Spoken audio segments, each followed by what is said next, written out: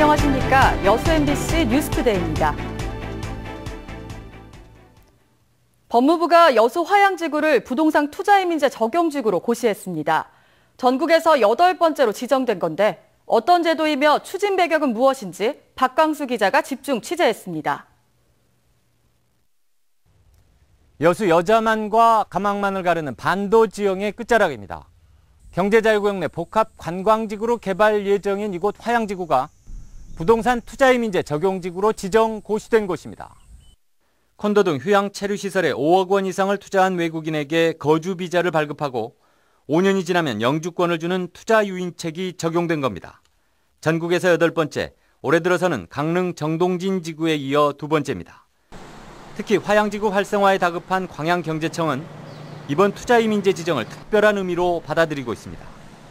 1조 원 이상으로 예정됐던 일상 측의 투자가 골프장 등 일부를 제외하고는 사실상 무산됐고 최근 거듭된 국제공모에서도 외국계 자본의 관심을 끌지 못한 상황.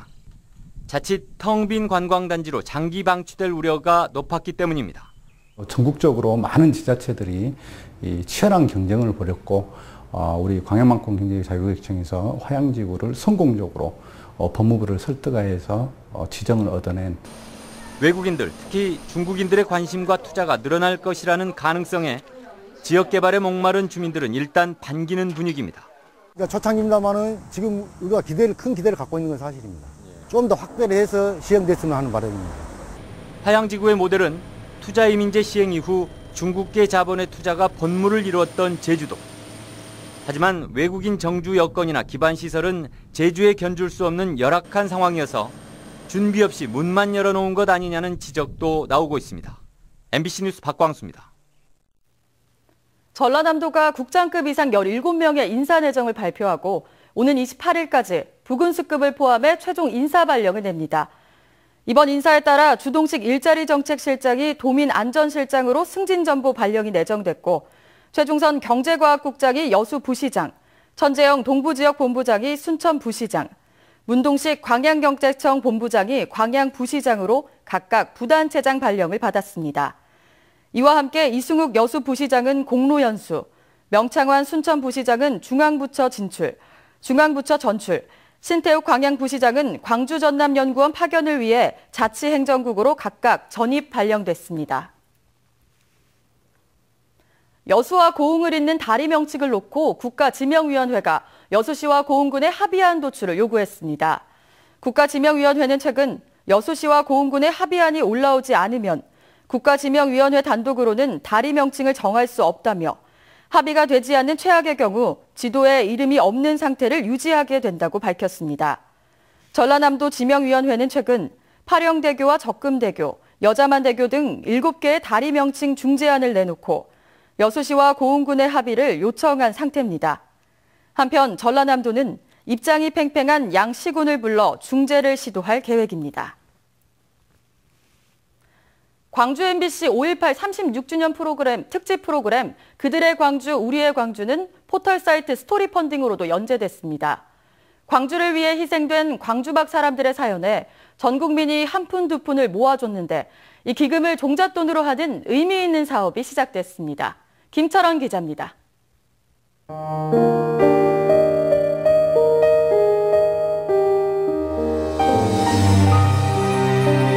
1980년 5.18 이후 광주와 광주 시민들을 위해 자신을 내던진 시민들의 이야기 그들의 광주, 우리의 광주는 포털사이트 다음에 스토리 펀딩을 통해서도 연재됐습니다. 광주를 위해 숨져간 광주박 사람들의 이야기에 네티즌들은 한 번도 들어보지 못한 이야기라며 놀라워했고 광주를 위해 숨져간 경상도를 비롯한 다른 지역 사람들이 이렇게나 많았냐며 그동안 몰라서 미안하다고도 했습니다. 5.18은 광주의 역사인 줄만 알았는데 전 국민이 함께 아파한 사건이었고 오늘날 우리가 누리는 민주주의의 토대가 됐다는 걸 알게 됐다는 반응도 이어졌습니다. 이런 반응은 댓글을 넘어 후원금 기탁으로 이어져 800명이 넘는 네티즌들이 유족과 고인들을 위해 써달라며 1,511만 6,820원을 보내줬습니다. 광주 MBC는 이 기금을 5.18을 알리다 희생된 이들의 정신계승 등 의미 있는 일에 쓰기 위해 광주 트라우마 센터와 업무 협약을 맺었습니다. 그분들, 광주를 기억하고 광주 이후에 80년 이후에 돌아가신 분들에 대해서 너무 소홀했다는 생각이 들어요. 그래서 36년이 지나서 이제 그분들을 기억한다고 하는 것, 그건 정말 늦었지만 뜻깊은 일이라고 생각하고요. 그게 광주를 광주답게 만드는 일이라고 생각을 합니다. 광주시 또한 명예 광주시민증 수여 등 내년도 5.18 기념사업에 5월 항쟁과 6월 항쟁을 이어준 시민들의 이야기가 반영될 수 있도록 논의를 시작하기로 했습니다. MBC 뉴스 김철원입니다. 국내에서 처음으로 유화로 그려진 탱화가 진도에서 발견됐다는 뉴스를 전해드렸는데요. 보존 가치가 높다는 판단 속에 근대 문화재 지정이 추진되고 있습니다. 양현승 기자입니다. 해체 보수공사 과정에서 벽 속에 숨어있던 불교 그림이 대거 발견됐던 진도 쌍계사 대웅전입니다. 전통 불화 기법이 아닌 서양화의 유화 기법으로 그려진 국내 최초의 탱화로 꼽힙니다. 가로 3m, 세로 1.3m의 대형 벽화부터 1m, 0.6m 크기까지 모두 19점. 전라남도는 임시 창고를 지어 모두 보존 처리했는데 완벽한 복원과 앞으로 보관은 추가 예산이 필요한 실정입니다. 탱화를 잘 관리하기 위해서는 이제 문화재 지정이 되면 그 예산이라든지 그 관리 방안이 원활히 이루어지기 때문에 지난달 유화 탱화를 살펴본 조계종 불교문화재연구소는 근대문화재 지정을 추진해야 한다는 의견을 제시했습니다. 불교 예술적 가치는 미흡하지만 탱화가 서양화로 그려진 배경, 그리고 회벽칠로 가려지게 된 이유, 작가 등은 근대문화적 가치가 높다는 겁니다. 진도구는 조사 용역비로 1,500만 원을 세웠습니다. 서양화 그린 걸로 서양화 그림으로 불화가 나온 건 처음이니까 충분히 근대문화재로.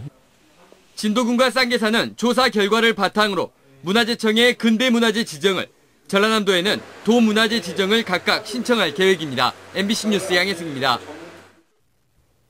고흥 웰빙 유자 석류 특구가 중소기업청이 실시한 지역 특화 발전 평가에서 최우수 특구로 선정돼 포상금 1억 5천만 원과 대통령상을 받았습니다. 고흥군은 유자 석류의 생산 기반을 현대화하고 이를 6차 산업과 연계해 지역 특화 산업을 발전시킨 점을 높게 평가받았다고 설명했습니다.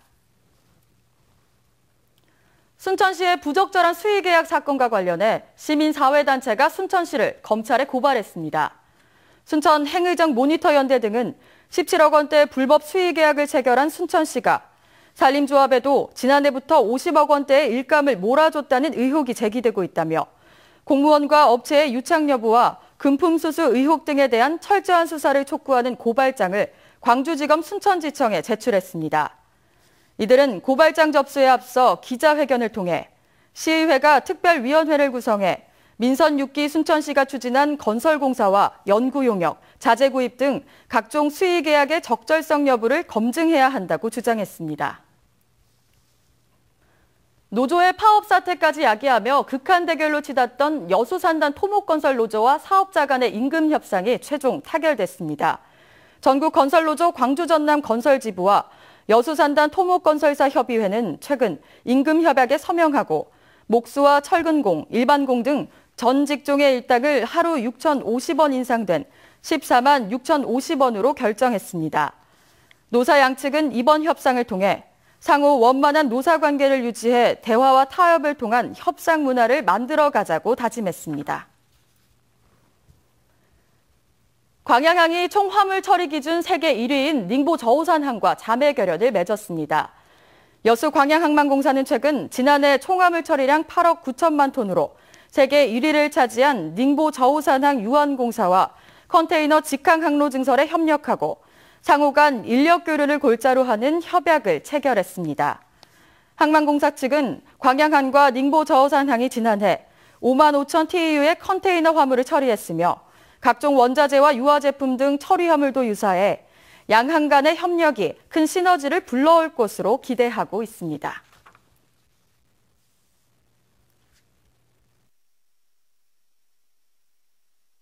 오늘은 또 얼마나 얼마나 더울지 벌써부터 걱정이 됩니다. 수도권에 이어서 서쪽 대부분 지방으로 폭염주의보가 확대됐는데요. 오늘 낮 기온 서울과 대전이 33도, 광주 32도, 대구도 29도까지 올라 덥겠습니다. 또 습도가 높아지면서 더위 불쾌감이 심하겠습니다. 보시는 것처럼 붉은색으로 보이는 많은 지역에서 불쾌지수가 매우 높은 수준까지 오르겠습니다. 쉽게 짜증이 날 수 있으니까요. 마음의 여유를 가지고 생활하시는 게 좋겠습니다. 지금 구름 영상입니다. 전국이 대체로 맑은 하늘이 드러나 있습니다. 오늘 고기압의 가장자리에 들면서 가끔 구름 많은 가운데 영동 지방으로는 오전까지 비가 조금 내리겠고요. 경기 북부와 서해안 지방으로는 오후에 빗방울이 조금 떨어지는 곳도 있겠습니다. 현재 기온 보시면 서울 24.4도, 대구 22.7도로 어제 같은 시각보다 조금 더 올라 있습니다. 한낮 기온도 서울이 33도, 청주 33도, 부산 28도로 어제보다 기온 조금씩 더 오르겠습니다. 장맛비는 금요일 오후에 중부지방부터 내리기 시작해 토요일에는 전국 대부분 지방에서 내릴 것으로 전망되고 있습니다. 내시였습니다.